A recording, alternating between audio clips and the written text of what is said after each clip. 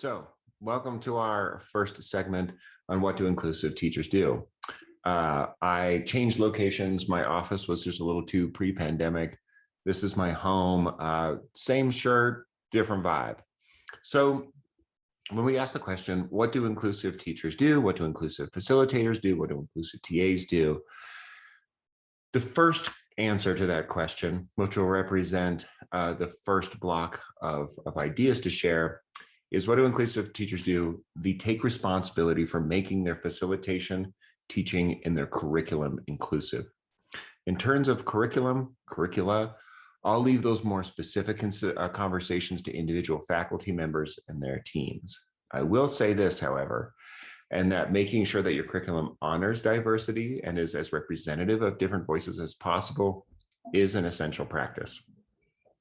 For our time together, however, on this segment, I think it's better that we talk about taking responsibility for inclusive teaching and facilitation and leave curricular matters aside, but do explore some ideas that work according to evidence and research, regardless of what you're teaching, the discipline, the class size, so on and so forth. So the first way we can discuss taking responsibility is by recognizing that understanding who our students are, taking responsibility for understanding who our students are, is critical for their learning. So how do we come to understand who our students are? How do we get a full spectrum of the diversity in our classroom? The first idea is getting to know your students the old-fashioned way, through simple conversation and dialogue. I know this seems obvious, but you'd be surprised how underutilized it is.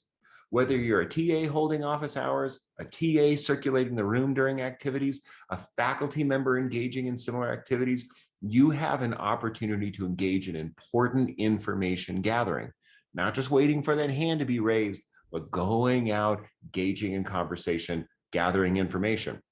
For example, in this space, this is where you can ask students about their majors, why they're taking this class, how they feel, how prepared they feel for this course, how well they feel, how well prepared do they feel based on their secondary education. A TA or a faculty member circulating the room may also take notice of whether students have the supplies and resources they need, the right calculators, textbooks, or other tools or resources. If they don't have the essentials, this is good information for you to have and share with the teaching and the TA team. It may mean that the resources are cost prohibitive for students, perhaps even that they're unaware that they need these resources. This may cue up you and your TA or faculty member to make certain resources available through the library reserve, loaning equipment through your department, or whatever. I cannot encourage you enough to, when you see a student without a resource or tool, to not look at that from a deficit perspective or police that as an example of negligent behavior. Most people have good reasons for not having what they need to be successful in the class. Lean in and find out what those reasons are and see if you can engage in problem solving. I encourage you, please do not shame students for not knowing about the resources they need or not having the resources that they need. If we remember that inclusive teachers and facilitators commit to equity and a sense of belonging, the old-fashioned approach helps faculty and TAs alike learn about what they need to create an equity-minded space, while also communicating to the students and while also communicating to the students that you, the TA, or you, the faculty, care and want to serve them, thus fostering a deeper sense of belonging. Taking responsibility for learning about students can also manifest in a simple note card method. It's a very easy idea, or very easy method to deploy. For example, in years past, I would distribute to all the students in my class a small 3x5 note card. And on that note card, they would put their name and answer 4 simple questions for me. 1, what's the name you prefer to go by and what are your preferred pronouns? 2, what are you looking forward to in this class? 3, what are you nervous about in this class?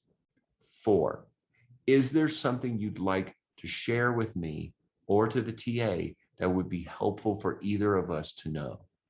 Often students who chose to answer this question would share about a disability that was perhaps invisible, traumatic experiences related to school, a mental health challenge, a family crisis or event.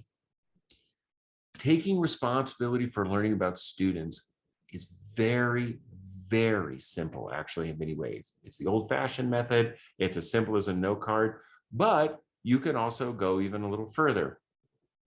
You can make it a little bit more technical, especially if you're teaching a high enrollment class of 100 students or more. Addy et al., the authors of What Inclusive Instructors Do, actually created a form last year called Who's in Class?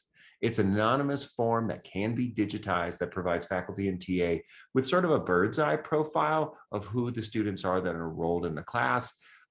It covers things like their veteran status, disability, pronoun, home language.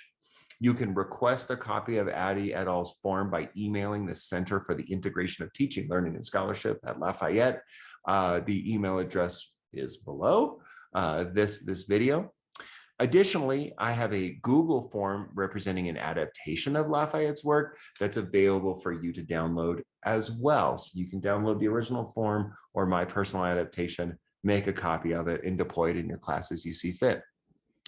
In all, when we find out who our students are, we learn more about how to serve them in an equitable and inclusive way. Taking responsibility for inclusivity can be more also than just learning about your students. Taking responsibility is also making sure that a diverse student population knows why they're learning what's being taught. We can take responsibility in that way by committing to transparency in your teaching and facilitation. The work of Winklemas and the concept of transparency in learning and teaching is instructive to this end.